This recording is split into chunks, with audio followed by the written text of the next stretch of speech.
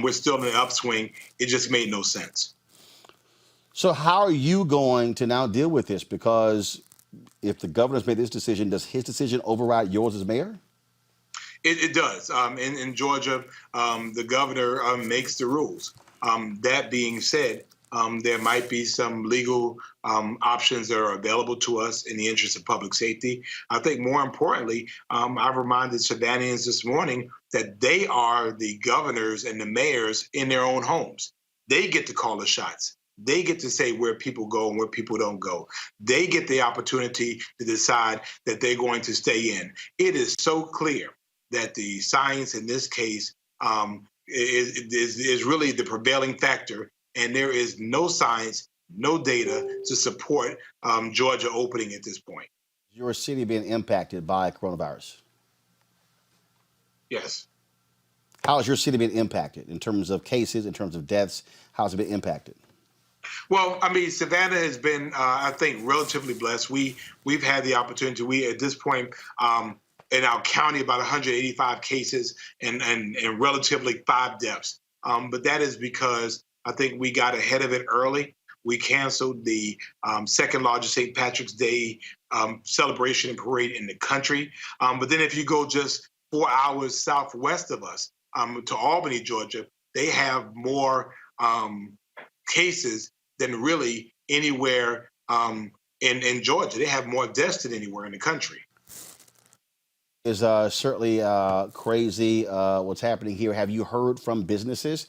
Are they actually going to open? Have you heard from residents? Are they going to go to those businesses, or are people still afraid? Well, I mean, we've been really fortunate again to have people. Our mantra has been that we will keep the faith, but we'll follow the science. So we've had businesses here that have been following the science. So we have a bunch of folks, a bunch of businesses that say, you know what, we're in pain right now. We understand it, we get it, but we want to do it when it's safe. Savannah is also blessed with a large religious community. And so I've asked our churches, our mosques, and our synagogues, and our temples to remain closed, to continue their technology and distance worship services, because in Albany, the infections occurred from funerals. So again, we have the benefit of looking through the lens of what's happening in New York and what's happening in Albany. We understand what the science is. We cannot have people together, and we cannot be reckless about this. All right, then, Mayor Van Johnson, we surely appreciate it. Thanks for joining us at Roland Martin Unfiltered.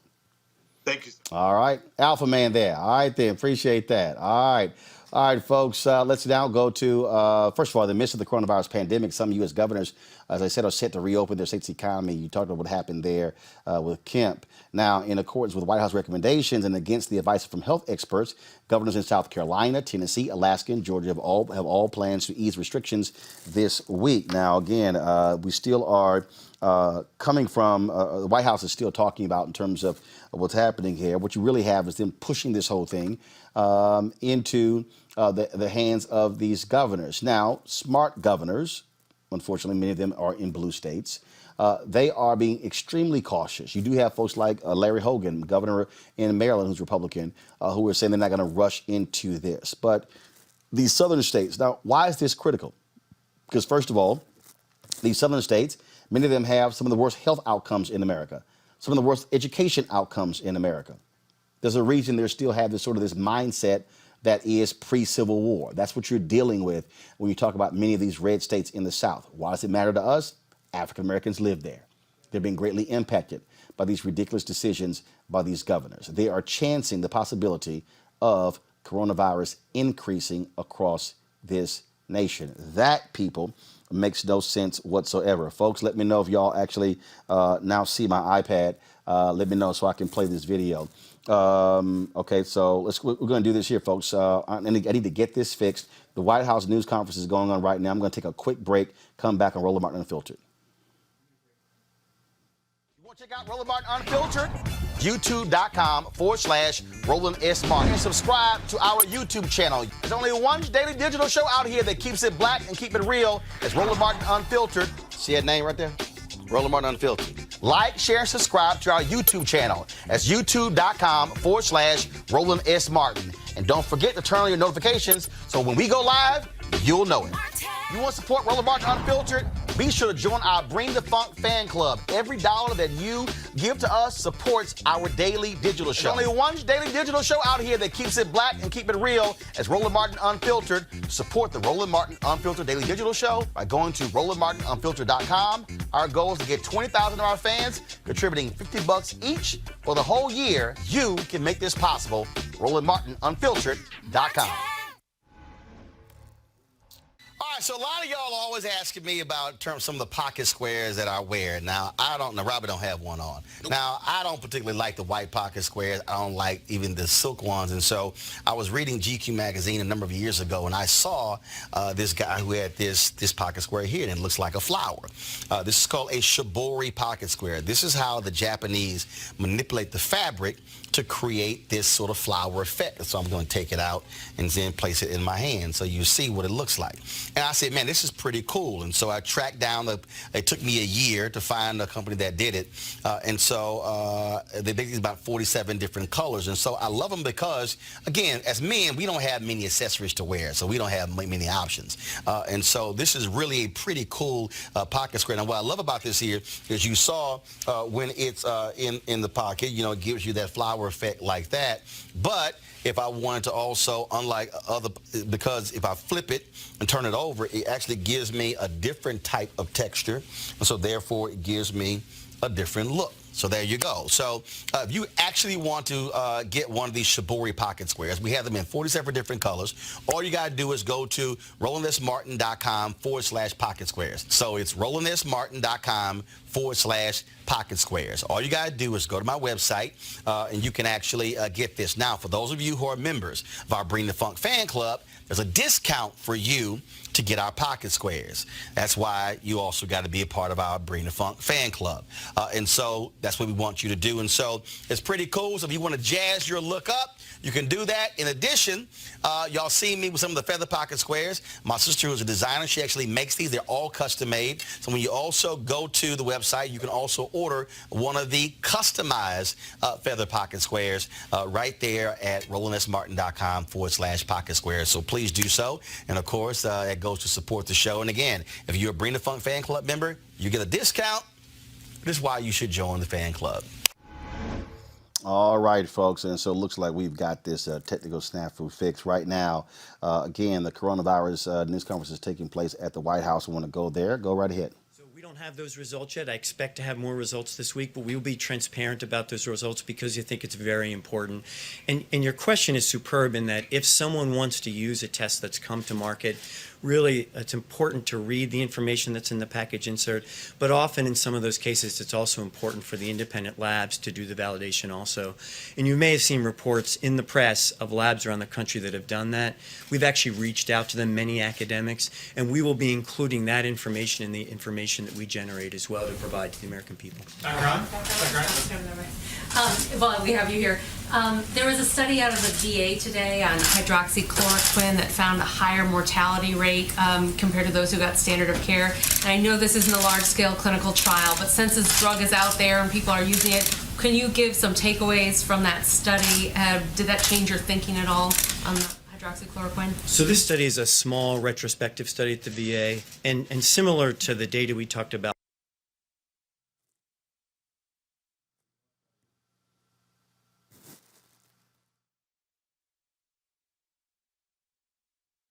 other venues before. What FDA is going to require is data from clinical trials, randomized clinical trials, hydroxychloroquine, placebo, to actually make a definitive decision around safety and efficacy. But the preliminary data are helpful to providers. And doctors, I want to ask them to incorporate the data as we have it come forward. And it's not definitive data. It doesn't help us make a decision from a regulatory point of view.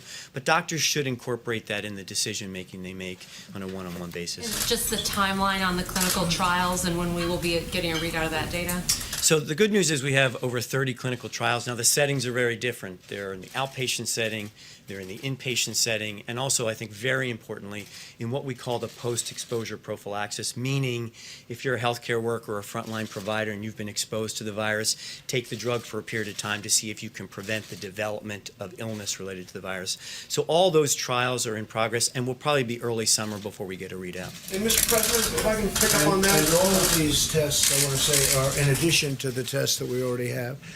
And we have tested more people than anybody anywhere in the world by far, by very far. Okay, first of all, he's lying there. Yes, we've tested more people numerically, but in terms of population size, we are behind other countries like South Korea. So that's how you do a play on words. So he's really just standing there lying. All right, folks. Dr. Alexa Gaffney, she's an infectious disease specialist, joins us right now to talk about the potential medical consequences if our economy opens too soon. Even Dr. Anthony Fauci has made it perfectly clear this could be disastrous. Other people have said the exact same thing. And so would you be advising this administration to put a pause button on reopening these states? No, it's not advisable at this time. People are, suggesting that we reach the peak, meaning the maximum number of patients being diagnosed per day of this infection. But we don't know if we reach the peak or not because we don't have mass testing in place. We're not testing our entire population. We're testing the people that are the sickest with this infection. So we still have to keep in mind that there are people who have no symptoms, who have this infection, who are perfectly capable of transmitting the virus to other people. So if we return to business as usual, or even if we do slowly returning to business, opening up only certain businesses, what we're doing is opening up the population to more exposure, and we're going to see an increase in the number of infections. So when you look at this decision by Governor Brian Kemp of Georgia, nail salons, barbershops, allowing people to worship in place, bowling alleys. Yeah, a bowling alley is the nastiest place to go to.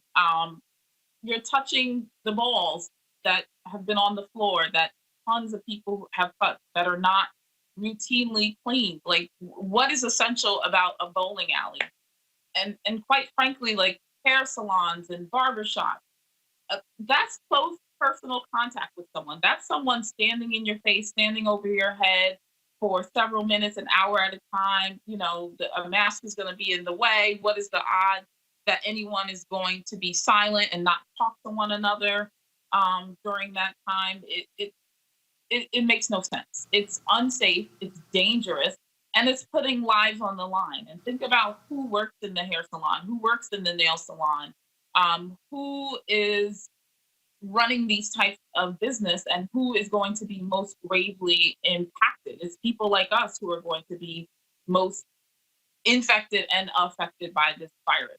And on top of who's going to be infected, if the numbers rise again, we've already proven that some of our healthcare systems, or that our healthcare system is ill-equipped to handle a massive influx of patients. And that's what we're going to be facing again. Obviously, if that's so what you're seeing here, the White House, by trying to say, well, it's the governor's call, they're putting it off on them, but it's the White House is offering the guidelines. And so that's really where they're taking their lead from. Yeah. And everybody is passing the buck. Everybody is like pointing fingers and saying, well, he made that decision. She made that decision. I didn't make that decision.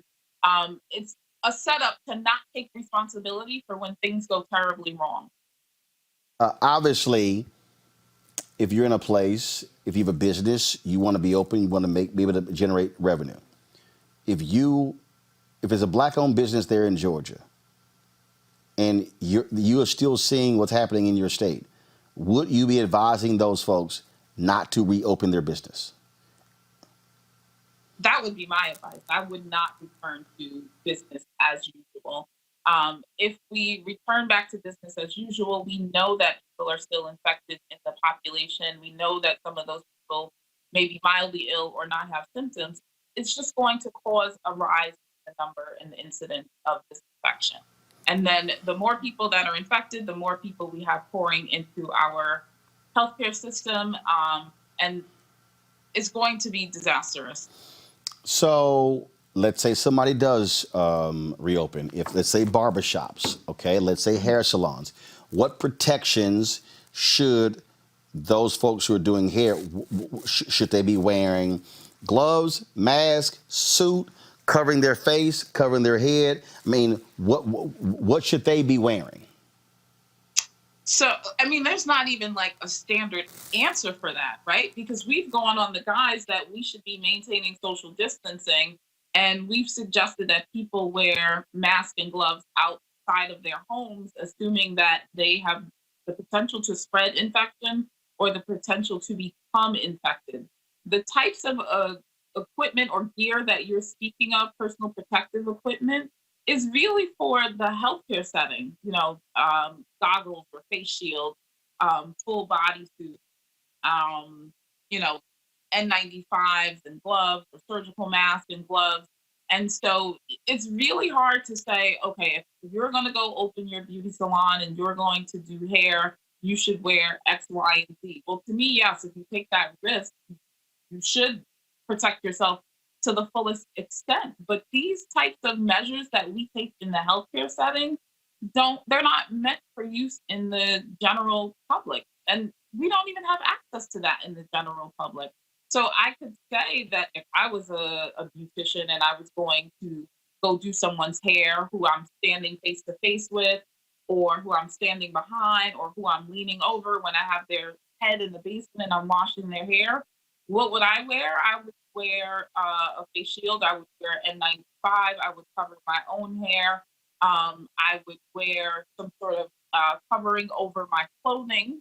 But these aren't measures that are meant to be taken in public. We should just not go to work. We should maintain the social distancing. All right. Well, we certainly appreciate it. Thank you so very much for joining us. Hopefully people will pay attention. Dr. Alexia Gaffney. Thanks a lot. Thanks for having me. All right, I want to bring in my panel right now. A. Scott Bolden, former chair, National Bar Association Political Action Committee. Mustafa Santiago Ali, former senior advisor, Environmental Justice EPA. Brittany Lee Lewis, political analyst. Brittany, I'll start with you. Would you, if you're in Georgia, what would you do? I mean, people are concerned. You got the mayor of Atlanta who has started this fund to assist salon owners at barbershops. She's contributing the first $10,000, not wanting them to go back to work by being safe.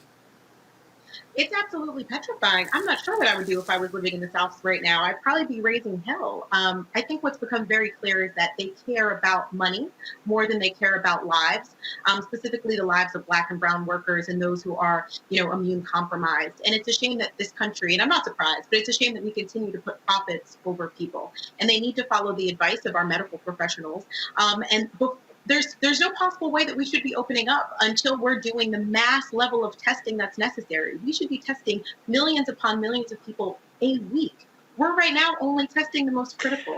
So it's not time for us to open up. I want to, in a second here, I want to go to the White House real quick. Dr. Birx is actually speaking. Let me get the video feed up. To see, again, what she is saying. They are addressing, the consistent questions about testing. Let's go right there. See what they say. Also hoping by that time that we have additional treatment options for people with COVID-19 so that there will be additional treatment available in the fall. Your message would be to prepare for that time, thinking that it'll come back together. The president has made it clear that we have the emergency, which we have been working on, the opening up guidelines, and just like he talks about phase 4, he has us very much working on the next 60, 90, and for all on with fall, and that's why he's not stopped any of the ventilator orders. It's very important that we have a completely refreshed and a comprehensive stockpile going into the fall, and I think that's why we continue to bring in those shipments and work on the ventilators so that those would be available not only for the United States, but certainly if other partner countries have this level of tragedy. So you agree, if I can follow up on that? So you agree this could come back actually worse in the fall? I don't know if it will be worse. I think this has been pretty bad. When you see what has happened in New York, that was very bad. I believe that we'll have early warning signals, both from our surveillance that we've been talking about on the vulnerable populations. We're going to continue that surveillance from now all the way through the fall to be able to give us that early warning signal. I think what we've learned is how good Americans are about immediately reverting to all of those issues that they need to do in order to ensure that they're protected and their families. And Mr. President, what do you say to the concerns like Georgia is opening up barber shops and bowling alleys? Okay, let's see if he gonna lie. Let's go back. Let's see if he gonna lie. Maybe going too far too fast, and it could affect people in South Carolina. Obviously, people travel back and forth between states. How do you protect the people of South Carolina, for example, from a potentially bad decision by a governor in Georgia? So he's a very capable man. He knows what he's doing. He's done a very good job as governor, Georgia, and by the way, and South Carolina. Governor McMaster also. So you have two very capable people. We're going to find out. And in fact, I'm scheduled to speak to the governor of Georgia in a little while. But we'll find out. Graham's concern that what happens in Georgia can affect everybody. I have a concern about what happens everywhere. I mean, we've got those concerns. And as far as coming back, if they do come back, and they could come back together with heavy on the flu and much lighter on, because I really believe we'll be able to put out the fires. You know, it's like fires. And we've learned a lot. You know, we've become very good at this. When you look at what's happening, when you look at the numbers coming down, a lot of states are in really great shape. You're going to see a lot of openings. But I'll be speaking to the governor of Georgia in a little while. Yeah. Mr. President, so the American people need to be prepared for going back to social distancing, even if things relax over the summers. Okay, I'm sorry. Mustafa, what the hell was that? He gets asked the question about, I know the governors, I mean, they're doing a great job. I mean, It's another example of how inexperienced and unprepared the president is, even though we've been going through this now for weeks and weeks and weeks. And you know, it's funny, the previous person who was at the dais there, the doctor who was sharing, you know, about being alarmed, you know, we'll sound the alarm. The alarm has already been sounded. If you look at what's going on right now in Taiwan, they are actually going through a resurgence of these impacts that are happening. People are getting reinfected. People are getting infected again. So I don't know what more lessons you need than to have a country that went through this before we did, and then them to begin to allow folks to get back into their society and see people are getting infected again. So that is a very clear message that we need to make sure that we are continuing to have folks who are quarantined, to continue to have people who are staying at home until we get a better, you know, so get our arms more around, you know, making this transition to get people back to work. But they just got to follow the science. The science is right there in front of them. And I don't know why this administration and some of these professionals that many people in the past have put a lot of faith in continue to pretend like science isn't real, that science isn't accurate, and that science should not be the guide when you're dealing with these extreme public health challenges that we have going on across the country. What we're dealing with here, Scott, are utterly clueless people. And we're also dealing with grifters.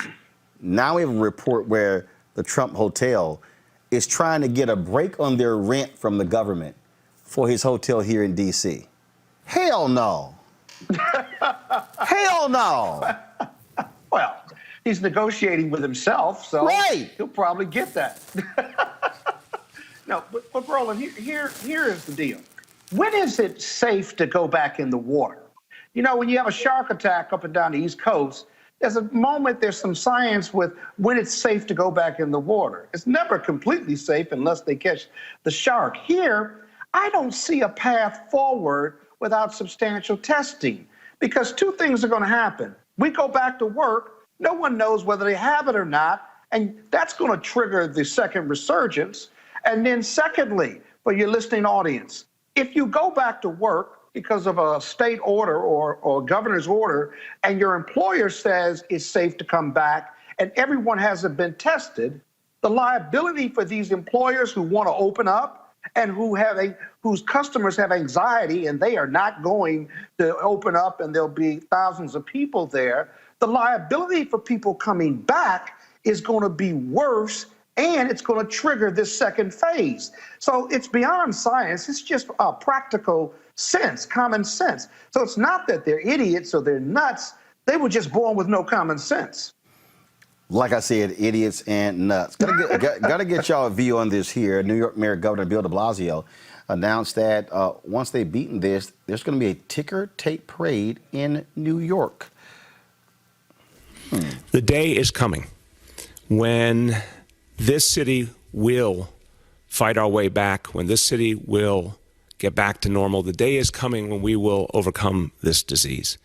The day is coming when I'm going to be able to tell you we can gather again. The day is coming when I'll be able to tell you, in fact, we will be having the concerts and the street fairs and the parades again. But I want to guarantee you one thing, that when that day comes, that we can restart the vibrant, beautiful life of this city again, the first thing we will do is we will have a ticker tape parade down the Canyon of Heroes for our healthcare workers and our first responders. We will honor those who saved us. The first thing we will do before we think about anything else is we will take a time, as only New York City can do, to throw the biggest, best parade to honor these heroes. And many, many great heroes have gone down that canyon to be appreciated and loved by millions of New Yorkers, but I think this will be the greatest of all the parades, because this one will speak to the rebirth of New York City. This one will speak to a kind of heroism that is intrinsic to who we are as New Yorkers, to our values, to our compassion, to our strength, our resiliency. This parade will mark, this parade will mark the beginning of our Renaissance.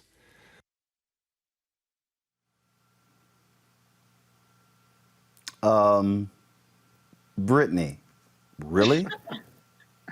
A ticker tape parade? Now, first of all, I believe in celebrating them. You want people grouped together? I really don't know what to say anymore. I'm really concerned about our elected officials. It's not to say that we shouldn't be celebrating our healthcare workers and those on the front line. But again, we know that this thing has the ability to resurge. This could potentially be going off and on for years. This isn't something that's just going to be gone in, a couple of months, especially if we're looking at this pattern of slowly reopening. So I'm not a fan of the parade. It doesn't quite make sense. And I honestly think the best way that we can really celebrate these individuals is ensuring that we're not allowing buffoons and these elected officials that don't truly believe in science into these offices. Well, Roland, he said at some point, he didn't say right away. So he's cheerleading the resiliency of NYC and the heroes of fighting Corona. I don't see anything wrong with that. Now, if he wants to do it in the 30 days when nobody's been tested or everyone hasn't been tested, that's problematic. But again, the theme of his message was he was foreshadowing when New Yorkers were going to beat this. And I don't have a problem with that. I think you're slicing up every word, and that's probably not necessary given the big picture theme I just played the video. Presenting in his presentation. I just played the video, Mustafa. That's all I did. And getting y'all to comment. Yeah, I mean, there are ways to honor, our healthcare heroes, our frontline heroes, all the folks who have played a significant role in helping to, address some of the things that are going on. But here's the reality of the situation. As we move through this pandemic and get to the end of it, and yes, it may come back again next year, there are going to be significant economic impacts that are going to happen.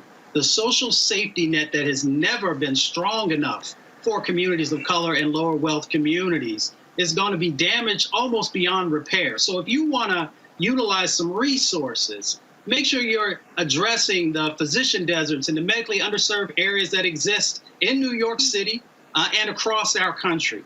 Make sure that you are addressing the food desert issues that are going on. Make sure you are addressing the lack of affordable housing that still exists, both in our urban and rural areas across the country. So if you want to have a parade, there's nothing wrong with that, but let's address the needs that still exist for the folks who have been the most impacted from the coronavirus. Just You saying. solving urban America. I don't think America's going to ever get to that utopia, but I like the thought. All right, then. Okay, folks, white people are losing their damn minds. They're losing their minds. Y'all see all these dumbasses running around these states, sitting here protesting, pulling their guns out, Confederate flag, talking about we need to get back, open these states, damn it. I don't know what's wrong with these people, as if we do not have a major pandemic that's actually going on. Now, joining me right now to talk about his latest article for Medium.com, Pandemicking While White, is anti-racism educator Tim Wise. Tim, glad to have you on Roland Martin Unfiltered. Thanks, man. Thanks for having me. All right, so what's up? Pandemicking While White, explain. I just love that I'm the white person explainer for the show. I love that. Yeah, well, you know, look, when I was on CNN, I was the black explainer. I know white people. So let me sort of walk you through it. I think there are a few things, right? Number one is, as I talk about in the piece, that, you know, when you are and have been essentially the privileged and dominant group, and you really don't face oppression, and you really don't face systemic injustice. I'm not saying white folks don't have challenges, but don't face oppression.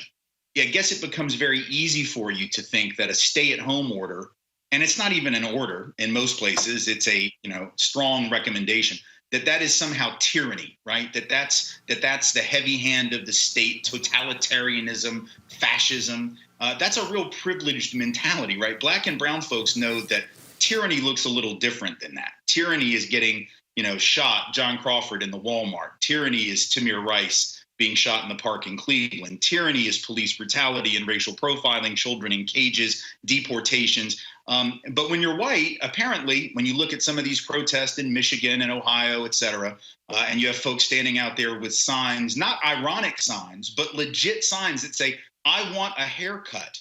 Or talking about, you know, I want to be able to get seeds to plant flowers in my garden because it's spring and Governor Whitmer is making where I can't do that. If you think that that's oppression, right, your life is awfully sweet. So it's a very interesting insight into the way privilege functions, even in the midst of a pandemic, when millions of white folks are getting sick and thousands have died, but we still have the privilege of thinking that this lockdown, which is about protecting lives, is tyranny. So you had Stephen Moore, the economist and Trump ally, who said that these protesters are the modern day Rosa Parks, right? Comparing in fact, protesting tyranny to protesting orders to try to keep people alive. It's fascinating. In fact, I'm trying to pull that up right now because, first of all, we know how much of a joke Stephen Miller is. And so let me go ahead and see if I can pull this up. Folks, go to my iPad, please. So what Tim is talking about, Stephen Moore, economist, he gave numerous interviews last week, and this is what he had to say. You know, we're going to see a lot more of those. In Ohio, we saw more protests today. I'm working with a group in Wisconsin that wants to do a drive-in. So, you know, you remember the old sit-ins, but this is going to be a drive-in. They're going to shut down the Capitol. Shh, don't tell anybody. But they think they can get 1,500 people to come in. And this is great. You guys will. So we have one big donor in Wisconsin. I'm not going to mention his name. And I told him about this. He said, Steve, I promise I will pay the bail and legal fees for anyone who gets arrested.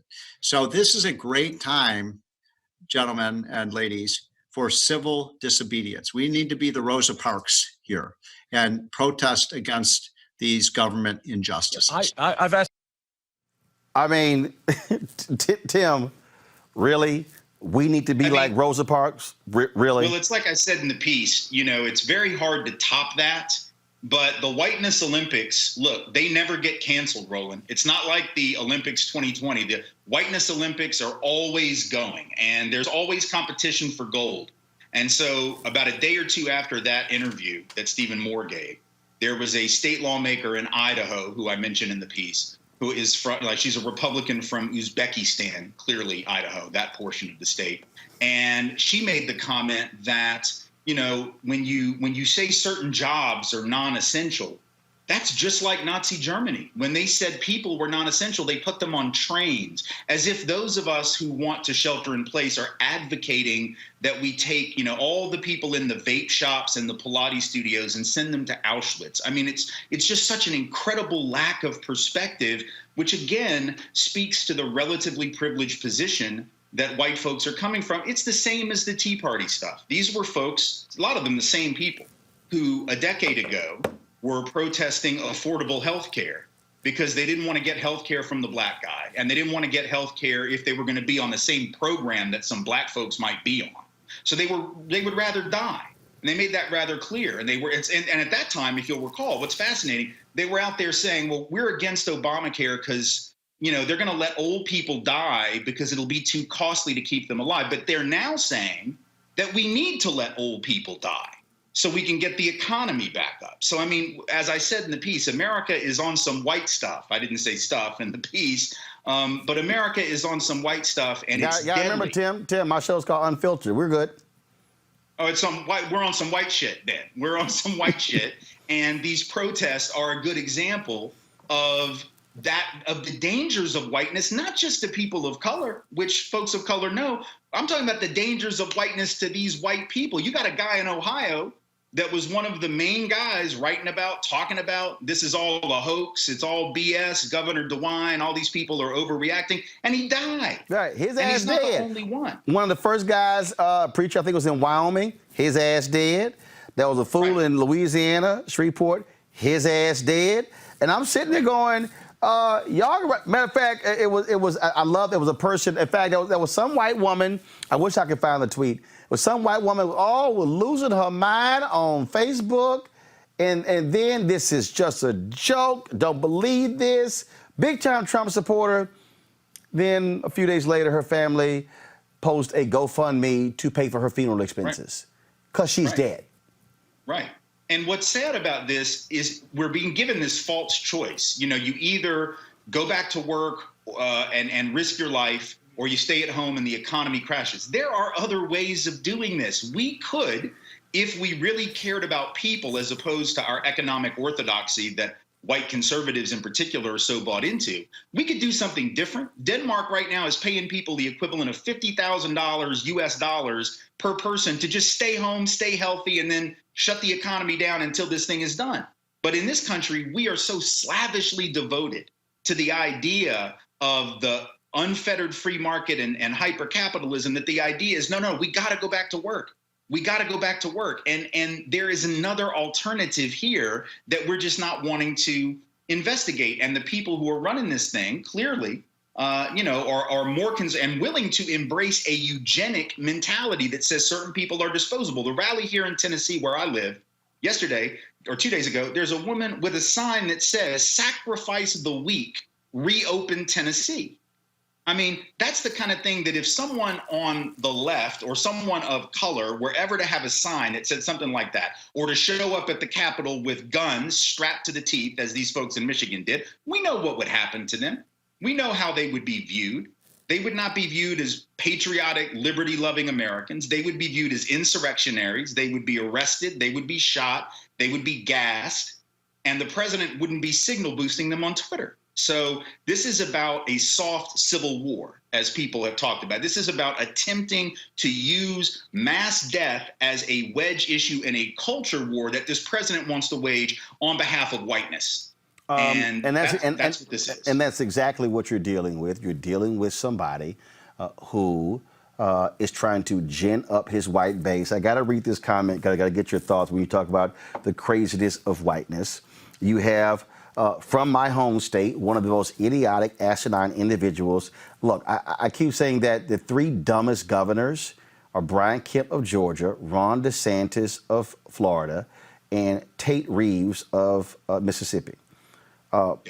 The fighting those three for dumbest elected official is Dan Patrick, okay? A crazy, deranged right-winger. I used to debate Dan when he was a conservative radio talk show host on the NBC affiliate. He is, I would dare say, 100 times crazier.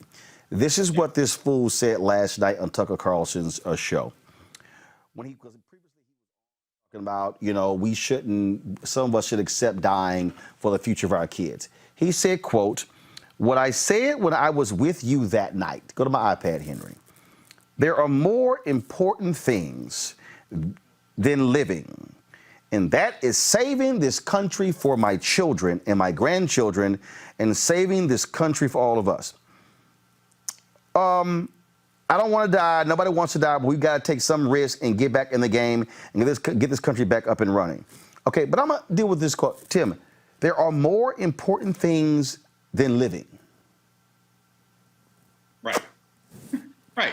Well, let's just be very clear. It's it's because of the lives that are mostly at risk that he says that. I said this last week on Twitter. If COVID-19 was affecting disproportionately white, disproportionately, healthy, disproportionately prime of life, disproportionately evangelical Christian folks, for some reason, let's say this virus had a thing out for white folks or evangelical white Christians or whatever.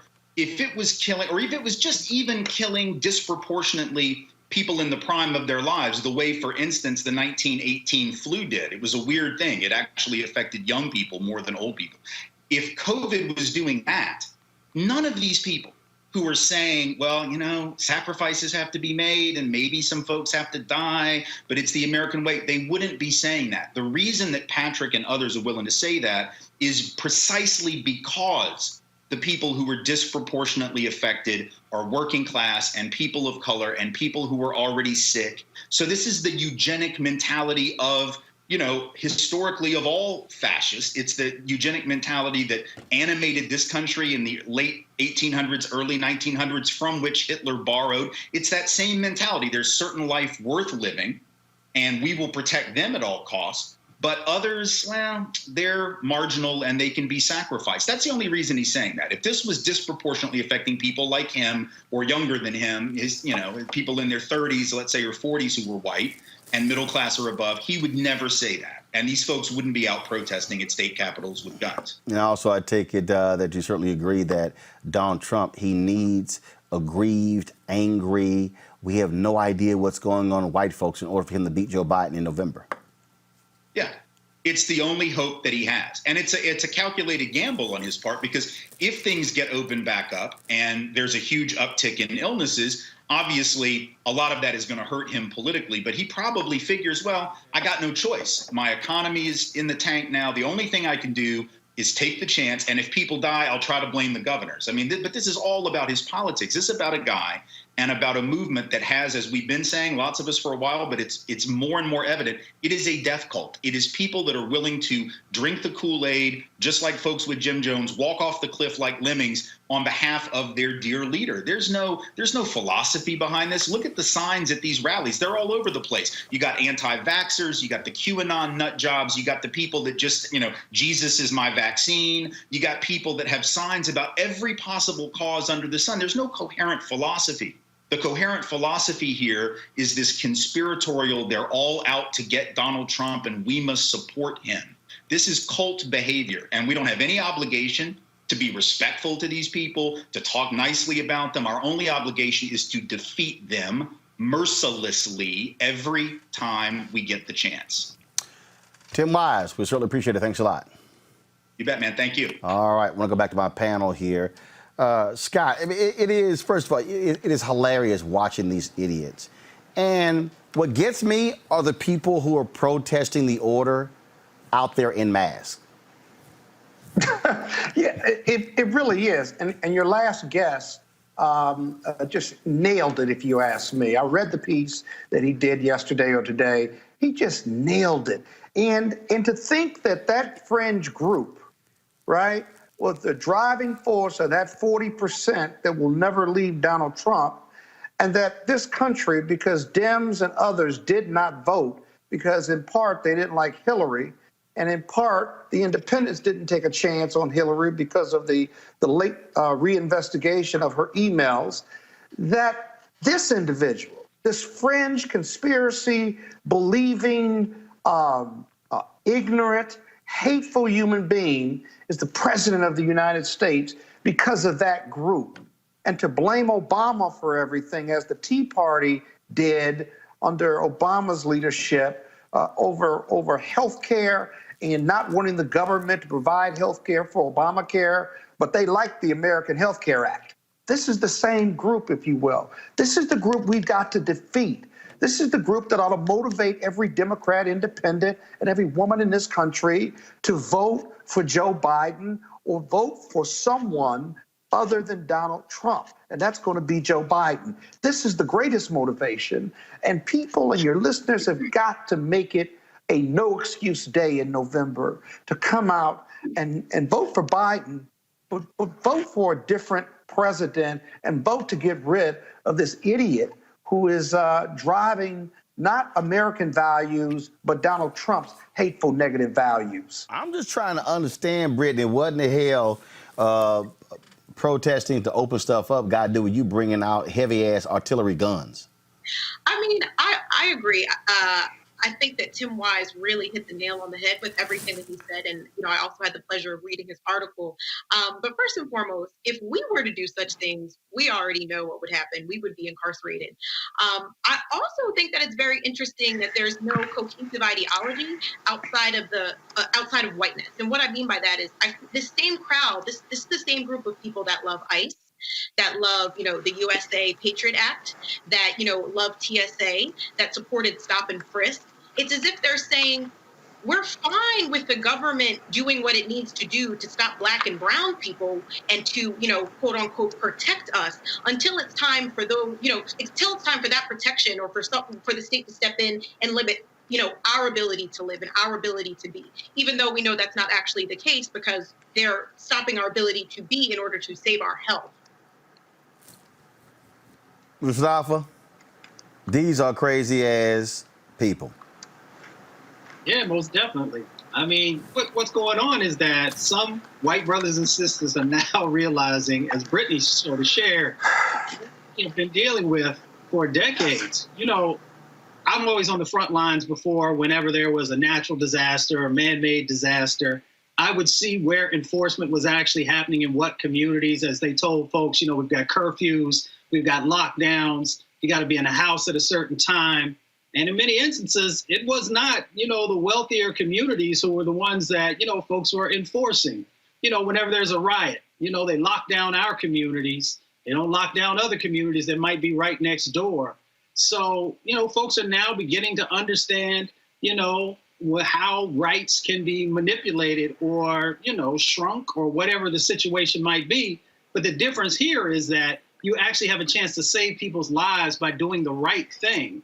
And as you are seeing, you've seen it from the top with President Trump all the way down to the people who follow him that, certain lives just don't seem to matter. And what they don't get is that they also are going to lose people consistently until we get the process right. I just sit here and again, I am quite amused to look at these idiots. I mean, I'm just, they're amusing. And then also you look at the media reaction, how they cover them as if we're talking about a huge group of people.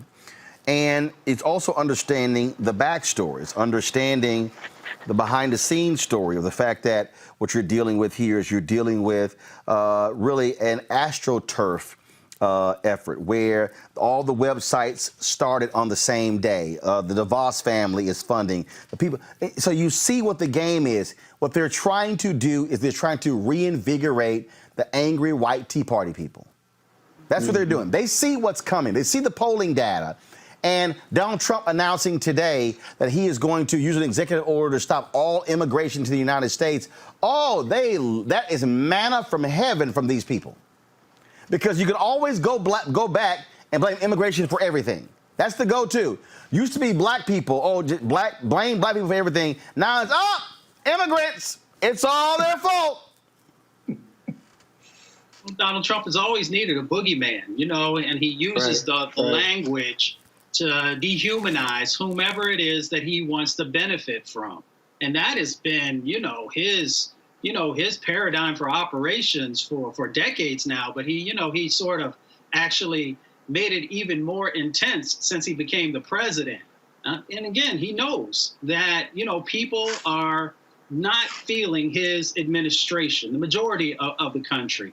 And he knows the difficult uphill battle that he has to even be competitive in the race. Now, that doesn't mean that our folks don't have to get out and vote and be very focused and very serious, but he needs that boogeyman, because without the boogeyman, people will pay attention to the real issues that are going on. The fact, as you all shared just a little bit ago, that the economy has weakened considerably. You know, his record on civil rights, his cutting of programs that is just mind-blowing, that are putting more people's lives in danger, that are extracting wealth. The wealth gap in our country is growing significantly. So he knows that if people actually focused on the realities that are actually happening on the ground in people's lives, then he would have a difficult time in being able to even be competitive in a presidential race. All right. Yeah, but you know what? You know, Roland, Go ahead. what's interesting about the anti-immigration order is that whether it's Mexico or Europe or wherever, they have less cases of corona and have had more testing and less deaths than America. So why are you blocking them from Scott, coming what's here? wrong They're with you, more Scott? dangerous Those are here called than they would facts. be in another country. That's called facts, Scott. What's wrong with you? We ain't supposed to do that. We ain't supposed to know facts in Trump's world. I was just thinking about that. Like I said, stuck on stupid. All right, folks, going to a quick break. The CBC put a PSA out for coronavirus, and so we come back. We're going to talk to Birmingham Mayor Randall Woodfin. Back on Roland Martin Unfiltered in just a moment.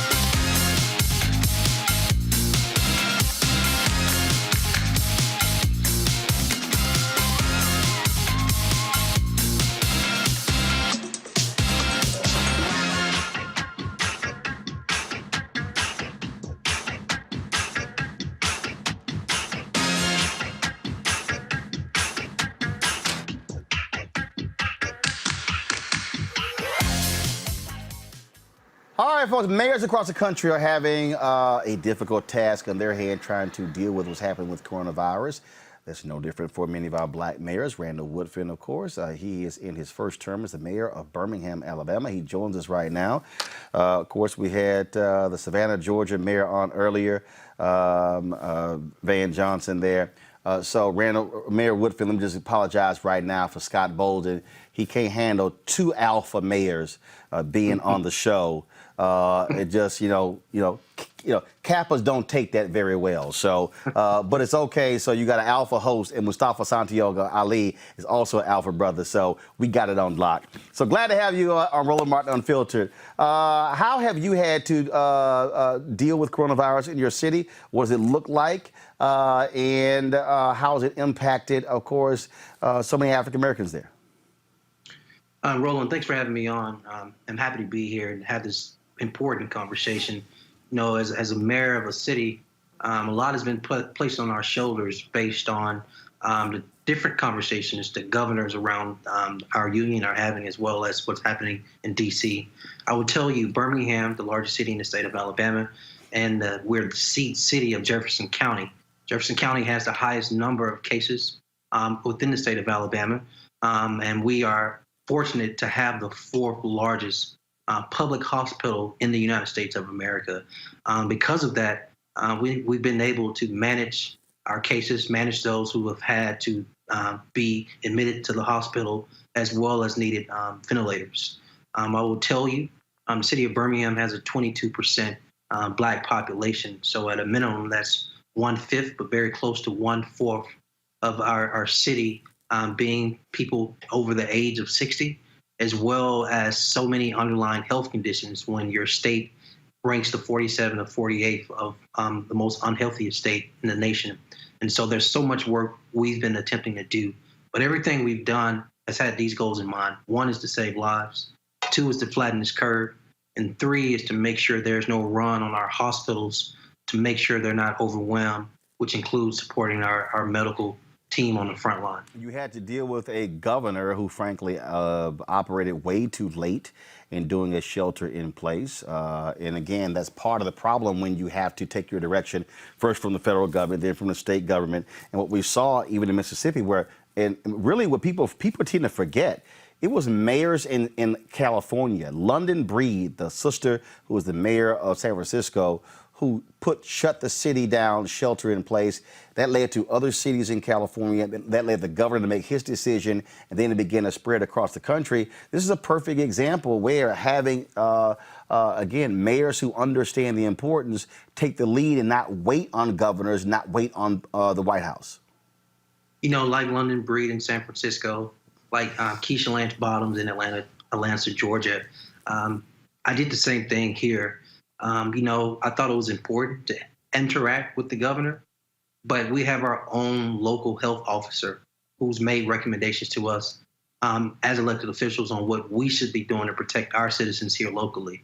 You know, I like to remind people as an elected official, I think it's important we shut up. I think it's important we do less talking and more listening to the actual health experts and officers. I'm reminded I am not an epidemiologist. I don't have a health background. I'm not a doctor. I'm not versed in viruses and diseases. And so it's important that as elected officials, we should yield. We should listen to them. We should take their recommendations. And the recommendations from at the beginning of this 5-6 weeks ago was, as a city, we need to do everything we can to prevent this curve. If that included doing a shelter in place ordinance, even if we weren't going to get the state support, do it anyway because it's the right thing to do. Are you at all concerned with these decisions to reopen these states, that it could actually open Pandora's box and just cause a widespread catastrophe?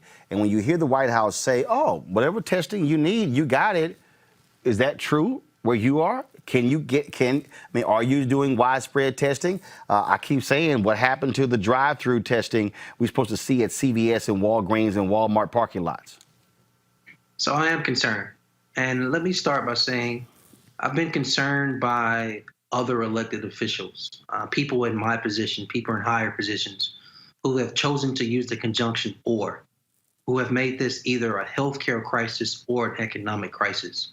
I believe the conjunction and should be used. This is a healthcare crisis and an economic crisis, and you have to address both of them with the same sense of urgency. But anyone would tell you in our positions as elected officials, public safety, the actual welfare of the citizens we serve is the priority. And it shouldn't come at the cost of opening up our economic base at the expense of losing more lives. I think people need to remember a lot of lives have been lost. And we need to keep in mind that we have to protect people first. And so using this conjunction, and I am concerned. I do understand the anxiety and the fear that those who have been displaced out of their job, furloughed, terminated, laid off. I understand the small business owner who has had to shut down their shop. But I believe that here at our local community, that the small business owners, that these hourly workers who aren't working have the same interest I have in making sure if and when we open back up this economy, it's not at the expense of people losing their lives or more people losing their lives. And so I believe, yes, we have 3 testing sites in the city of Birmingham, but we need more widespread testing like all other cities across the nation. We need to make sure people can get to testing sites because I'm in an urban area. We know a lot of people don't have adequate transportation. We need to make sure that the call center we created, that more people are called to make sure they know testing is available and to check on them to see if they need to get from point A to B to get tested. And so I think understanding the gate, the number of symptoms we have in our city, the number of cases we have in our city, and how is our hospitals looking in our city before we talk about phasing in and opening up our economy is the priority. Last question for you. We have spent a lot of time trying to get black pastors not to hold church services.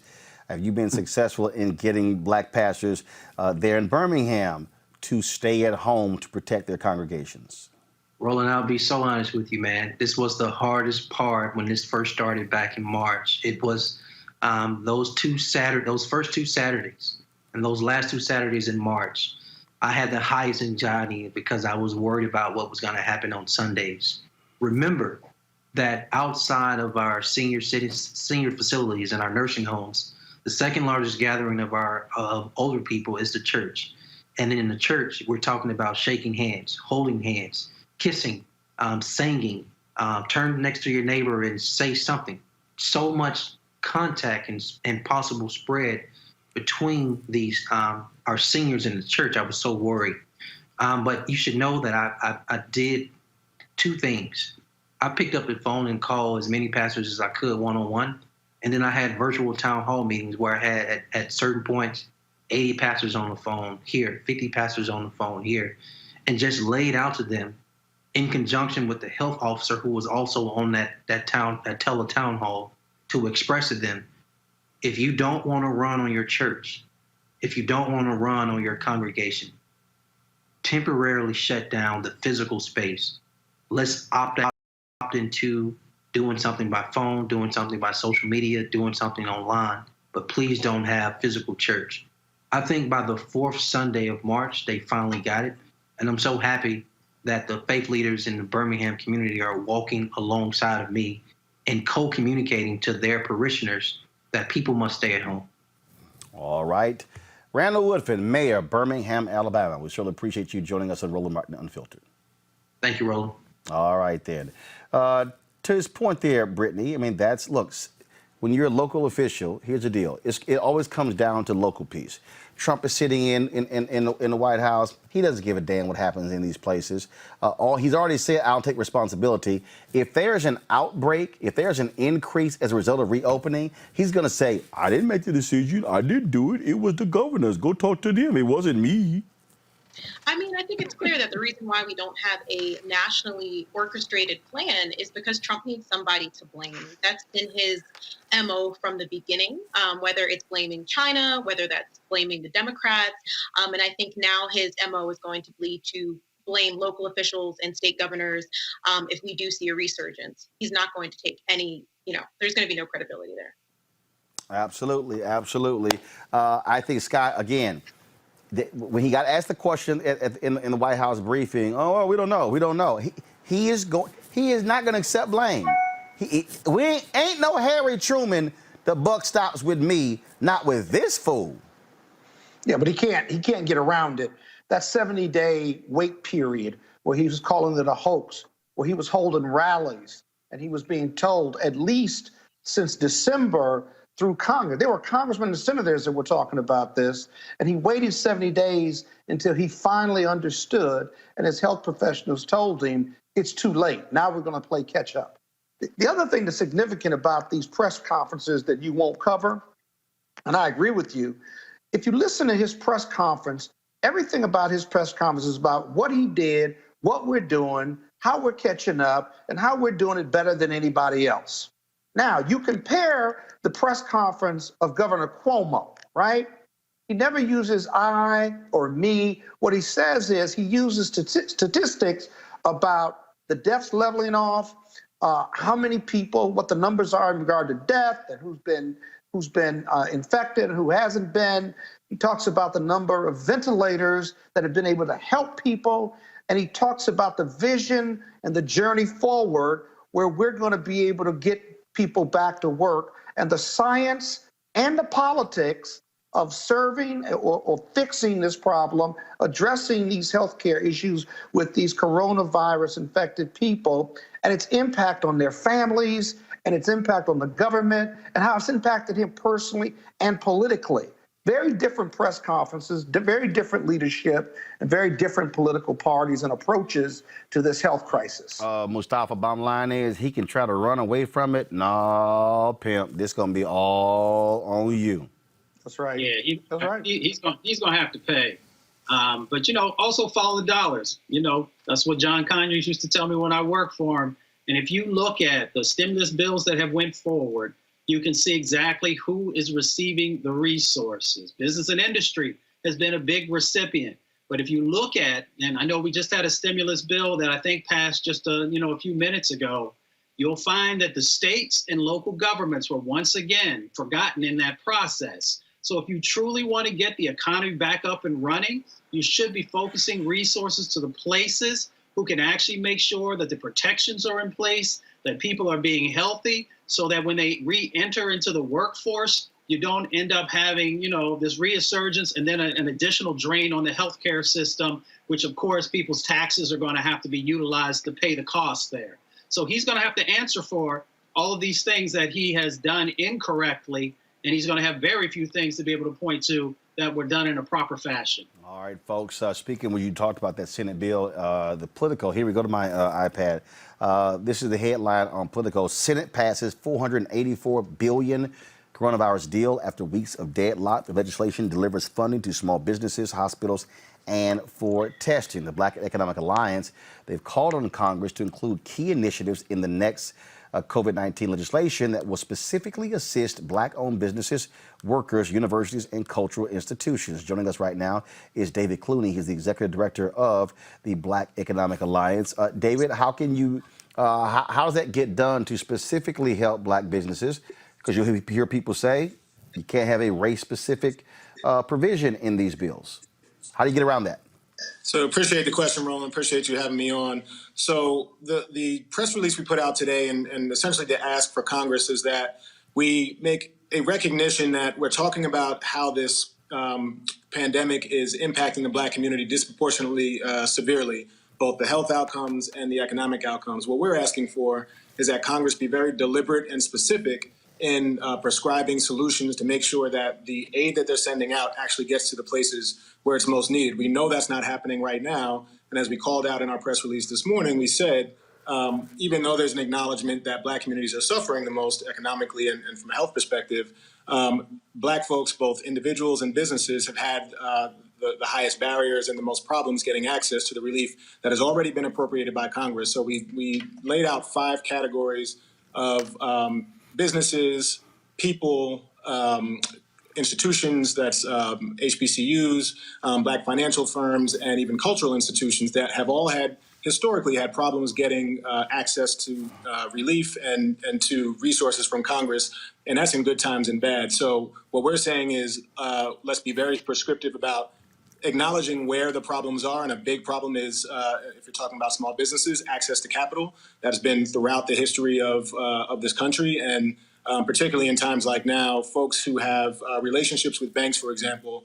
So let's step back. The SBA programs that were laid out in the CARES Act and that were refunded or funded with additional funds in the bill that was just passed by the Senate today, they're essentially bank facilitated loans because the SBA will underwrite a significant portion and take away most of the risk of those loans, but then banks have to, or financial institutions have to facilitate those loans by actually pushing them out the door. What happened the last time around is that businesses that have relationships with banks were the first ones in line. They already have their information with the banks. The banks were able to press send on their applications the first day that they were ready to go, whereas a lot of Black businesses already didn't have access to even get a bank loan. A lot of Black businesses don't do business with banks either because they can't qualify, they've tried to qualify and haven't, or banks will say it's too expensive to do business with those small businesses. So what happened was a categorical just miss of a lot of businesses, particularly small businesses in Black communities. And that's something that we asked for. One of the set-asides we asked for was for community development financial institutions,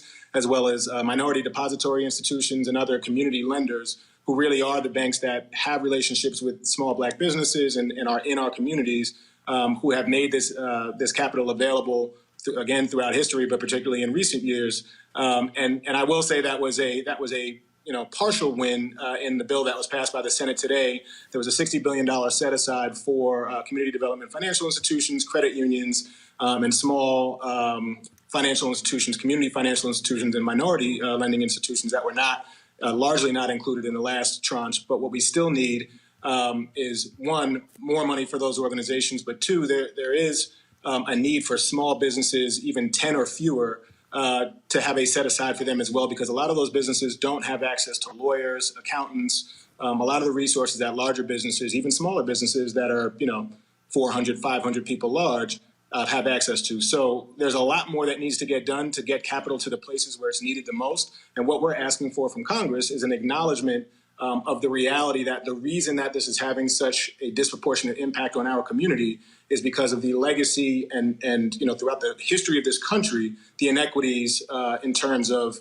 lack of access to capital and lack of access to educational opportunities, and really the support from the government that our counterparts have gotten in other communities. So this bill, as already passed the Senate, what do you like, don't like?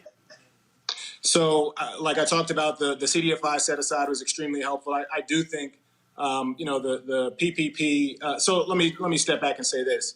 This bill was a bit of an interim bill. You've had three tranches, particularly the CARES Act, which was really the biggest piece of legislation that was the most comprehensive and had the most funding at $2.2 trillion, is the largest bill Congress has ever pushed out. This bill I look at as a bit of a cleanup bill, cleanup and refunding of the program. The PPP program ran out last week. The EIDL program, the economic injury disaster loan program under SBA got $10 billion more, which is all helpful. I think what's still needed is for us to take a comprehensive look at who is still hurting the most, who's not getting money. One of the things we asked for today as well was money for individuals. You have money that was appropriated, the individual payments, the direct payments, and a lot of, again, Black folks don't have access to a banking account. So the way that money was sent out and the fastest was to people who filed taxes last year and had direct deposits. They were able to essentially just use that banking information, send a direct deposit out to that same account where people got their tax return last year. Black people who are unbanked or underbanked don't have that access. So we talked about things like using EBT cards to get that money to people because that program is already set up. All you have to do is put it in, and people will have immediate access to the money who right now are hurting, don't have food, and don't have a way to get access to that money. We also talked about the SNAP program, the Supplemental Nutrition Assistance Program, which has been successful and essentially is a way to get food and resources to the people who need it the most by just easing some of the restrictions in the program and putting some more money into the program. And then also Black financial firms, things like broker-dealers, asset managers, others. If we look back to TARP as an example, were completely left out of all of these facilities that both the Fed and Treasury set up to put more liquidity into the system and allow banks to be able to lend. There are all these financial firms, even lawyers and others, who are creating these different deals and essentially facilitating these processes that were set up by the government. And Black firms were just not across the board, not included. So that is something that needs to be set aside and required by Congress in the next bill as well. So there's a lot that can be done. Again, I think this was a positive step in the right direction, but this was really an interim step. We have a much more comprehensive bill. We talked about state and local funding, things like community development, block grants that will help get money to places, particularly disinvested communities that need it. We also can think about ways to use existing legislation like opportunity zones. If you want banks to lend in communities that have not been seeing the capital, particularly disinvested communities, low-income communities, communities of color, can do things like double the bank processing fees when they're processing loans that are going to these communities. So there are ways that we can be very targeted in getting the capital and getting the relief to the places it's needed. We just need Congress to really be receptive to some of these ideas and the reality about who's not getting the relief and why. All right then, David Clooney, Executive Director, Black Economic Alliance. We appreciate it. Thanks a lot. Thank you, Roland. All right then. All right, folks. Today is Earth Day. There's some good news and bad news. The bad news is that our health and economy is suffering greatly. But the good news is our Earth is healing. In the midst of the pandemic, many silver linings have been found. Air pollution has reduced so much so that the Himalayan mountains have become visible in India. Shocking!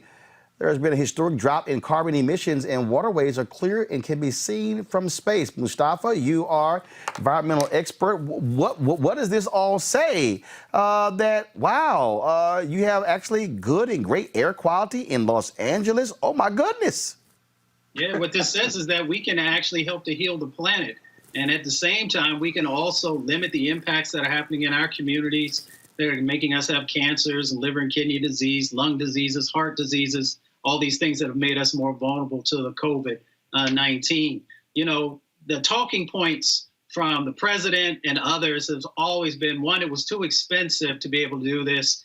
The other side of their camp often said that, that climate change was a hoax. Of course, they said that the coronavirus was a hoax.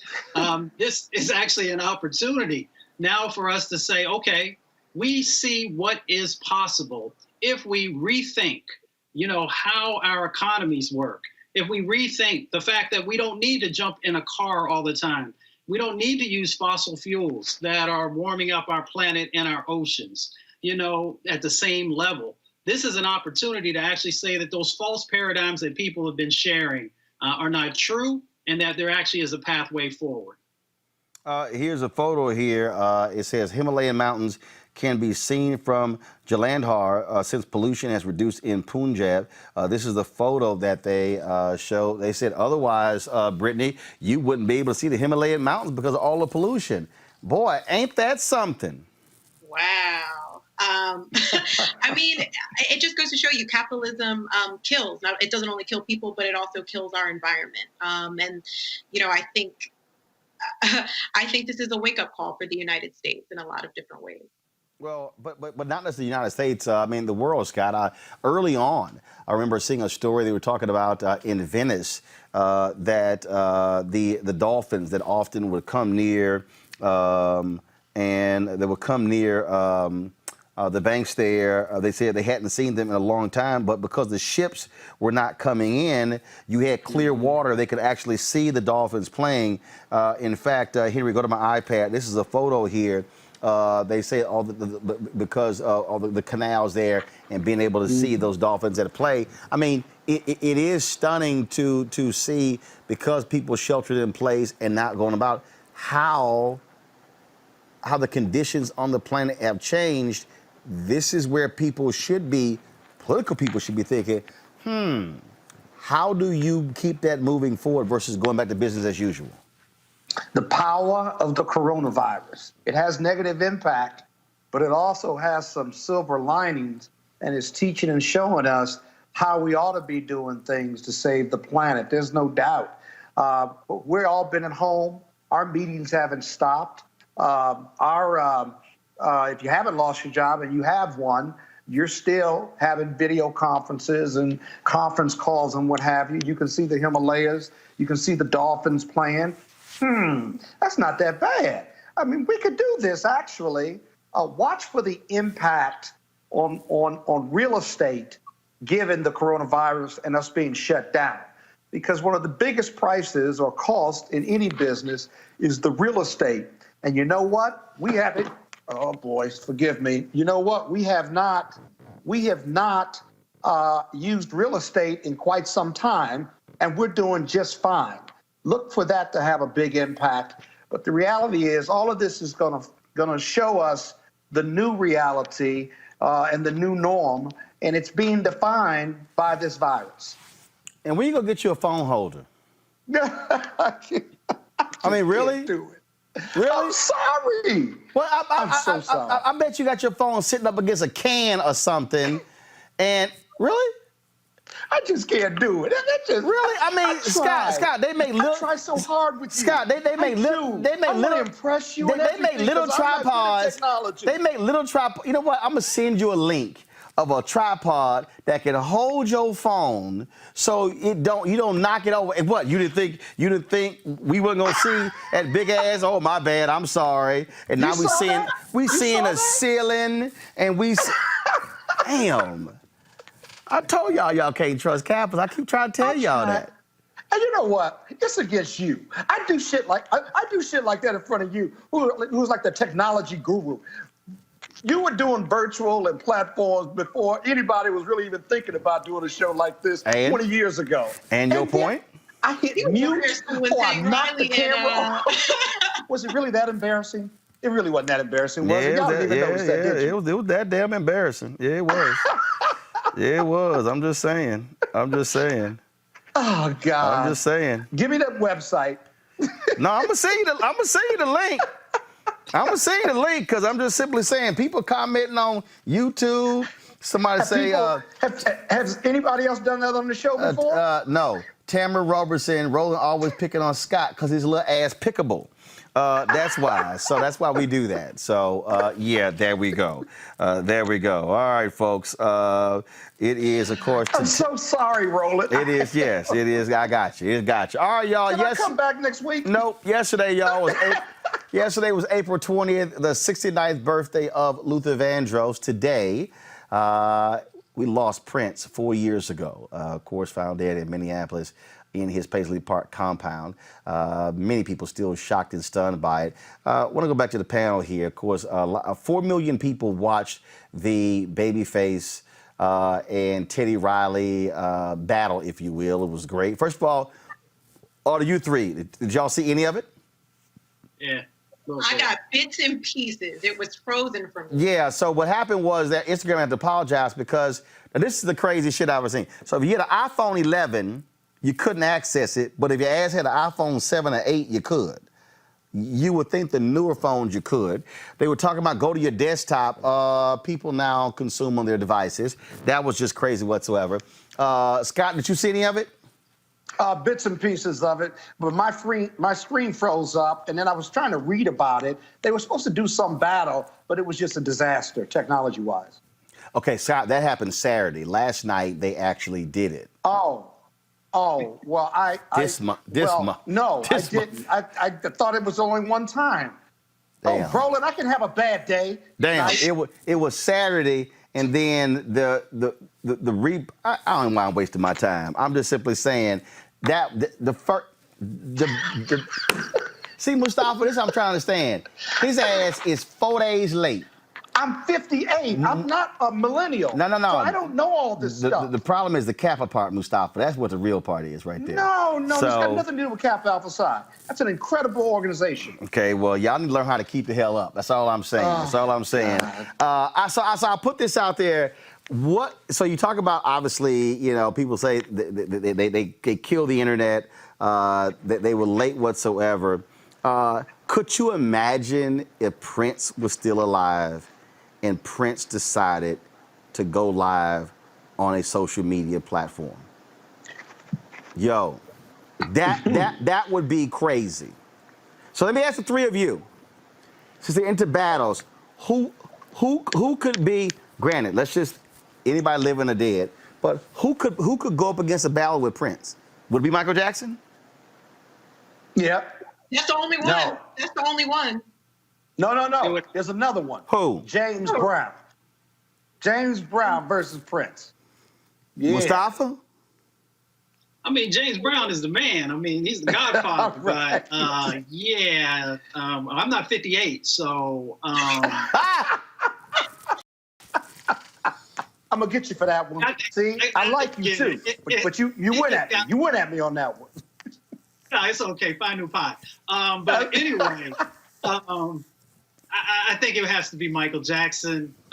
He's the only person who's an icon like that on the men's side.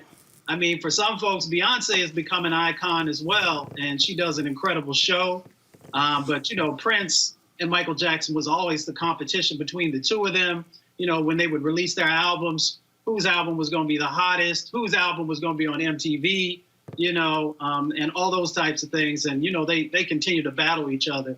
So I'm sure they're both up there in heaven creating beautiful music. Look, I have great respect for Michael Jackson and Prince. Never met Michael Jackson, met Prince a few times.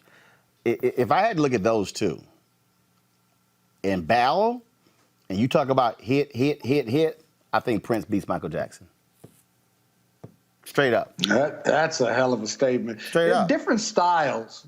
That's why I picked James Brown, because he had a different style. So the competition gets tough if you have a different style. Yeah, no, but the whole point of the battle is hit versus hit. Somebody gonna run out. And the point I'm making is Prince ain't running out.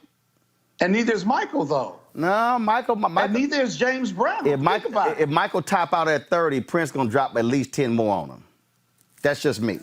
That's just me. No, I got you. That's just me. That's all I'm saying. That's all I'm saying. Conversation about the difference It'd between be wonderful to watch, though, wouldn't it? That would be some awesome shit. Mustafa, go ahead. I was saying that's just like when we compare Michael Jordan and LeBron James. They're both incredible. No. I disagree. Here's why. Here's the difference with sports. First of all, the reason music is different than sports is because music is timeless. The reality is the way the NBA allowed defenses to play during the Michael Jordan era, totally different than LeBron James era. The way they allowed them to play in the Michael Jordan era, totally different in the Oscar Robertson era. And so it's a little hard. So you got Bill Russell, and that was a different time, and how basketball was different. The thing about music is you could play a song from the 40s, from the 60s, 70s, 80s, and it is still a classic today. And so you have the ability to be able, with sound, to be able to hear it. That's why you have multiple generations who still love Frankie Beverly and Maze. So you can have a grandparent, a mom and daddy, and a kid, 3 generations, same music. That's why I think, and I think because of music also, unlike sports, like for instance, all these fools voted Michael Jordan the best college basketball player of all time. That is the stupidest thing ever I've seen in my life. Michael Jordan would be in the top 5 greatest college basketball players of all time. Number 1 is Kareem, period. But because they never saw Kareem, I think that's the whole deal here. And so that's why I think, Mustafa, I think from a music standpoint, a James Brown and a Prince could battle because the music speaks for itself and not really, athletic style, who was the shooter, who drove the lane, whatever. That's why I think music is just so much different. Who would your battle be in R&B bands? R&B bands? Yeah, like Earth, Wind, and Fire, for example. Easy. Bands. Oh, easy. I would want to see Earth, Wind, and Fire versus Parliament. I'd say Earth, Wind, and Fire versus Cameo. Oh, hell no. That ain't even competition. Oh, no. They go hit for hit. That lasts Absolutely. That lasts 15 minutes. That lasts 15 minutes. Okay, I got to ask y'all this here. The people at, is it TYTL? They put out a tweet. People got real mad at them when they put this out. No, it's not TYT. They put out a tweet and they said, of the 4 of these people, 1 has to go. People got really upset when they put this photo out. And it was a photo of Beyonce, Mariah Carey, Janet Jackson, Whitney Houston. Here it is here. They put this tweet out. And so here it is right here. They said 1 gotta go. I'm gonna ask y'all, Whitney, Beyonce, Mariah, Janet Jackson. Who y'all got? Brittany, I'm gonna start with you. Brittany, you first, Brittany. It's tough. It's tough. First off, nobody can touch Whitney's vocals. Okay, all right, so fine. Whitney stays. All right, you got 2 more picks. Although I hate to say it, and I know people are going to be angry, I'm not a big fan of Beyonce, but she can perform her behind. She's a performer. It's 4 of them. 3 gotta stay. Okay, Whitney is 1. It's gonna be. I'm getting ready, Mariah. I love Mariah to death. I appreciate her high notes, but she can't walk in heels, and she's not a dancer. She gotta go. Mustafa, who goes? Right. Yeah, it's Mariah. I agree with Brittany. Scott. Mariah, she on fire, but she got to go. Yeah, I think y'all afraid of the beehive. That's why y'all don't want to say nothing. That's what that is right there. Oh, what are you talking about? But going anywhere. No. Here's the deal, though. Because see, there were some people who said if you talk about singers, they would say Janet got to go. They would say Beyonce, Whitney, and Mariah are better singer than Janet. Yeah, pure singers, yes, you're right. Pure singers, yes. But what the hell is a singer? Well, take away the music. No, take away the music and the sound effects. Who's got the strongest voice, the better voice? You're right. That's why they call them singers. They don't say pure singer. Bottom line is that's part of singing. You can just sing. Who's gonna go a cappella and you gonna sit there and listen? Those 3, Janet gotta go. If you're gonna go a cappella. First of all, you're going to knock the phone over, so don't even worry about it if that happens. So let's not even go there. You're so wrong. Let's not even go there. So wrong. People forgot about that. No, they didn't. No, they didn't. Hey, folks, but some of you might be wondering why I'm wearing my Texas A&M outfit today. Today is April 21st, every April 21st. Texas A&M, we have Aggie Muster, where we remember Aggies who have passed away in the previous year because, of course, it's always a huge gathering on the campus of Texas A&M. So I had the honor and the privilege of actually participating in the virtual Aggie Muster here, where you can go to my iPad. And so what happened was, so they asked many of us from all across the country to send these videos in. And so that's what this reading here is. I got a chance to read some of the folks who passed away from the class of 44 and 45. And then, of course, my cousin, Peter P.J. Simeon III, who, class of 2009, who passed away. So I certainly certainly appreciated opportunity to do that. So that's every April 21st around the world.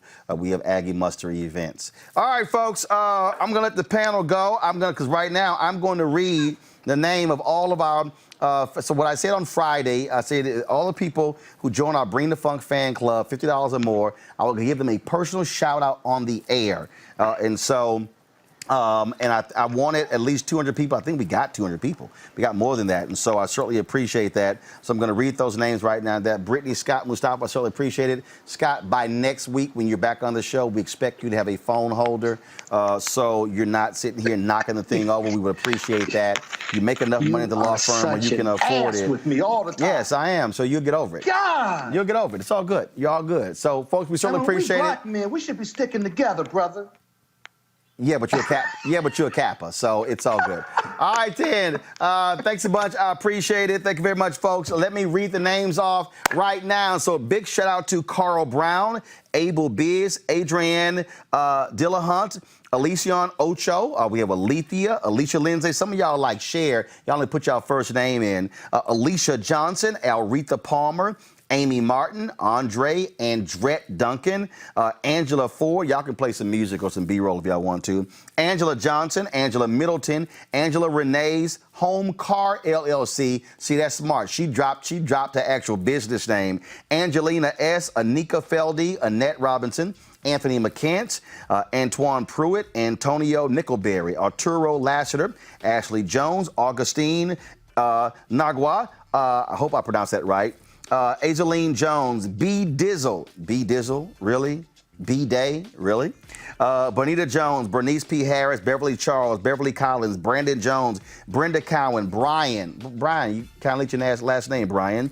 Bridget Harrington, Calvin Ray Stiggers, Camille Ransom, Carla Downs, Carolyn Dowdy, C.C. Summarize, Cecilia Thornton, Cedric Warren, Shalandra Robinson, Sherelle Bateman, Charlene Pitchford, Charles Sims, Christina Reeves, Clark O'Neill, Clifford Sparks, Conscious, come on now. Crystal Hosey, Cynthia Coleman, Cynthia Newman, Cynthia Taylor, Daisy Price, Damon Franklin, Dana Moton, Dana Walker, Daniel Denton Thompson, Darren Lloyd, Darius Hay, Daryl Hannah, Deborah Polk, Deborah White, Deborah Sims, Della Lee, Dolores, Demetra Hankerson, Denise Mosley, Derek Edwards, Derica Presley, Dewana Shields, Donald Baxter, Danelle Farr, Edward Effie Coley, Eldridge Smith, Elena Peraza, Elinda Gorman, Elmer Foster, also Emisha Jones, Eric B. Van Dyke, Eric Davenport, Evangeline Ophia, Iyop Amon, Fadina Thomas, Francis Stallworth, G. McFadden, Gail Bowers, Jeffrey Carter, Glenda Bobo, Gregory Horsley, Gwendolyn Smothers, Gwendolyn Jurgen, Hanik Hall, Harry Alexander, H.C. Gary, Herbalife, an Herbalife independent member. Okay, y'all might want to put y'all name on there, attach it to it. Herbert Allen Jr., Howard Loken, Ebo Oxley, Ife Asantawa, Jay Glenn, Jacqueline Smith, Jacqueline Williams, Jadonna Sanders, Janice Pickens, Janice Ferguson, Jasmine Williams, Jason Allen, Jay King, Jermaine Ramsey, Jerry Green, Jerry Magnum, Jesse Tate, John, Joy Griffin, Jonathan Poole, comedian Jonathan Slocum, Josette Blocker, June Durrett Jones, Kay Brew, Katrina Scott, Keena C, Keita G, Kenny Fulton, Kalia Williams, Karen Pierre, Kim Lacey, Kip Killebrew, Keisha Manley, Kawani, Kusai, Ogubi, Kwame Pettis, Lakeisha, Larney Richardson, Larry DeForest, Latasha Skipper, Latasha Martin, Leotine Rhines, Latrell Thomas, Linda Simmons, Linda Victoria Cromer, Lorenzo Thomas Sr., Lori Jordan, Lucretia Holden, Luxie Frizon, Lynette Reddix, Mahogany, Gal Friday, Malia, Marisha, Mark Dennison, Marla Perkins, Marlene Green, Marsha Critchlow, Marvin Nails, Mary Blair, Marie, Marlene Wells Brewer, Michelle Reed, Michelle Baker, yes, I need some water, Michelle Griffin, Mignon Clyburn, appreciate it. Manelli Benjamin, Mohammed Reed, Morris Jones. Okay, y'all, somebody put in name. We kind of like need your name. Nancy Pettaway, Natalie Moore, Natasha Epps Jones, Natasha Lewis, Nikki Harris, Nene Riley, Odessa, Pamela Tennell, Patricia Steeth, Paula Ogbon, Paula Bryant, Hamilton, Philip Atkins, Phyllis Bell, Precious Jewel, Prentice, Quinn Lawrence, Ralph Craig, Rashonda Simmons, Rashara Gavon, Rayon Cunningham, Rebecca Nelson, Reg Hammond, Relinda Barnes, Renee Cooper, Renisha Moore, Renette Cloud, Renetta Spruill, Richard Smith, Robert Hendricks, Robert Jackson, Robert Langford, Robin Johnson, Robin Roberts, Rodney Rambo, Ronald P., Roosevelt Payne III, Rosalie Hurst, Ruby Ferguson, Selena Coleman Thomas, Shireen Bradford, Sharon Jarrett, Sean Satin, Chantel Smith, Shania Walker, Sheila McDowell, Sherry Phelps, Sis, Tamika Woods, Sandra Harris, Sonia Sanders, Sonia Galliard, Stacey Dupree, Stephanie Strong, Stephanie Williamson, Stephen Johnson, Steve Johnson, Stephen Broughton, Takardra Roundtree, Talitha, Tambra Roberson, Tammy Jackson Cloy, Tanya Walters, Tawana Wimbish, Tanisa M. Mills, Terry McClellan, Terrell Currington, Teresa Edwards, Tawana Bevel, Tish, Tandria Canty, Tanja Hicks, Tanya Goss, Tracy Garrett, Tracy Mayo, Turkessa, Hauk, Vanessa, Victor Mitchell, Victoria Gray, Vinay Alcindor, William Gordon Jr., William Hutchins, William Robertson, yesterday, and Eunice Patrick. Woo! That was all the people, of course, who give it to us from Friday into yesterday. So here's the deal. Tomorrow. So here's the deal, y'all. So this is what I said. So this week, and I might do it extended next week. For all the people who join our Bring the Funk fan club who give $50 or more, I will give you a personal shout out on the show. I'm doing that because, again, our goal at the end of the year is to have 20,000 of our fan club members join our Bring the Funk fan club. If that means me reading 15,000 more names, I'm going to read 15,000 more names. The reason that's important because, again, what we're seeing with this coronavirus, we're seeing what happens when we don't have information. We're seeing what happens when we're being ignored, when national media only paid attention to Black deaths 5 weeks after this thing blew up in the country. Well, we were focused on it first day. And so what our goal is to continue to bring you the best content we can over the course of the week. We do this show live 5 days a week. Again, 5 days a week we're live on this show. We're putting out the information as best that we can. We want you to support us. Cash App right here is, PayPal, go right over here. PayPal.me/R Martin Unfiltered. Our Cash App is $RM Unfiltered. Folks, our goal is very simple. We want to be able to be independent, say what we want to say, cover what we want to cover, speak to our interests. That is exactly why we are here. It is why we do what we do. And unfortunately, we do not have enough of our own platforms out here speaking truth to power. That's why we do what we do every single day on Roland Martin Unfiltered. We're so thankful for all of you who have joined our Bring the Funk fan club, all of you who have contributed, all of you who have been with us in making all of this possible. The reason that is important, folks, is because, again, we can't do it without you. We, of course, corporate funding has dried up in terms of advertisers, and so it's all possible because of you. And so we thank every single one of you.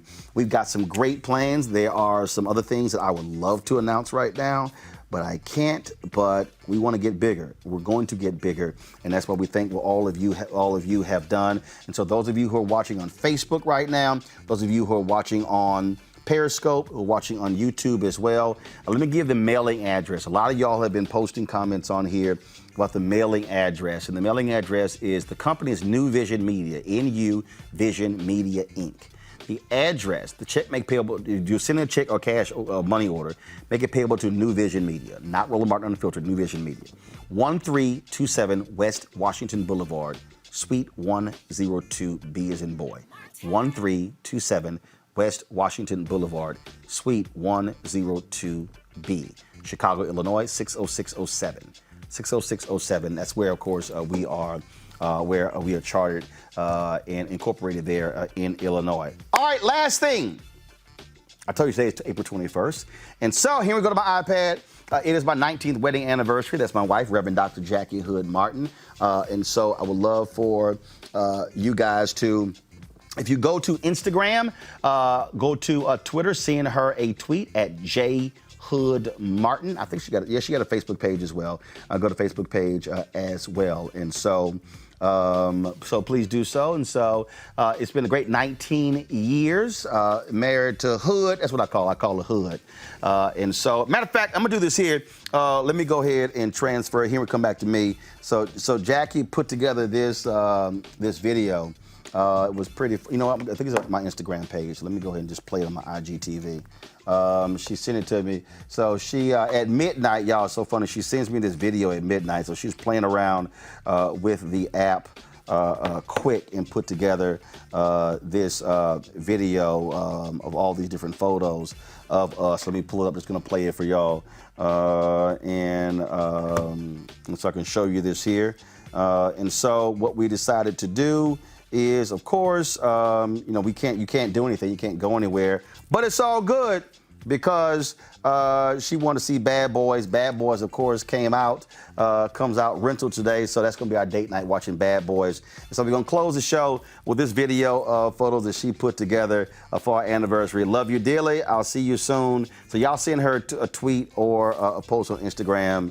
Holla! Go to the video.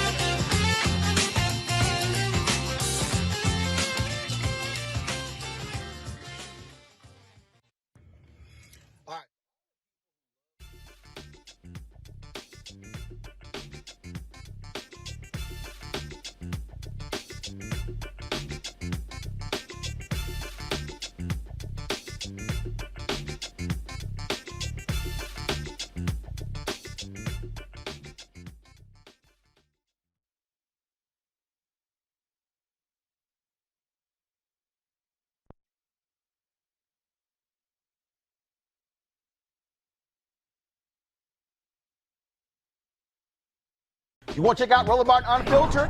YouTube.com/Roland S. Martin. And subscribe to our YouTube channel. There's only one daily digital show out here that keeps it black and keep it real. It's Roland Martin Unfiltered. See that name right there?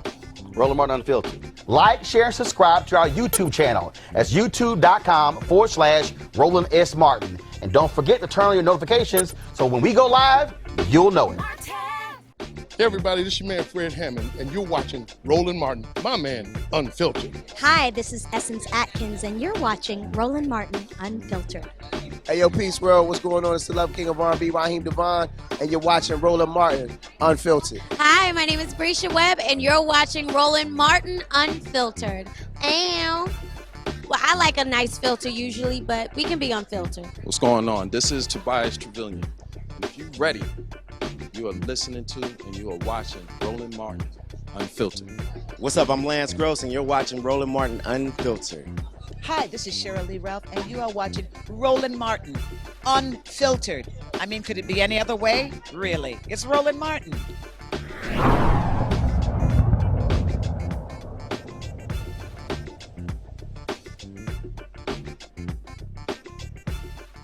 You want to support Roland Martin Unfiltered? Be sure to join our Bring the Funk fan club. Every dollar that you give to us supports our daily digital show. There's only one daily digital show out here that keeps it black and keep it real as Roland Martin Unfiltered. Support the Roland Martin Unfiltered daily digital show by going to RolandMartinUnfiltered.com. Our goal is to get 20,000 of our fans contributing $50 each for the whole year. You can make this possible. RolandMartinUnfiltered.com. Hey fam, want to check out Roland Martin Unfiltered, the blackest show on all of digital, cable, and broadcast. Check out our audio podcast.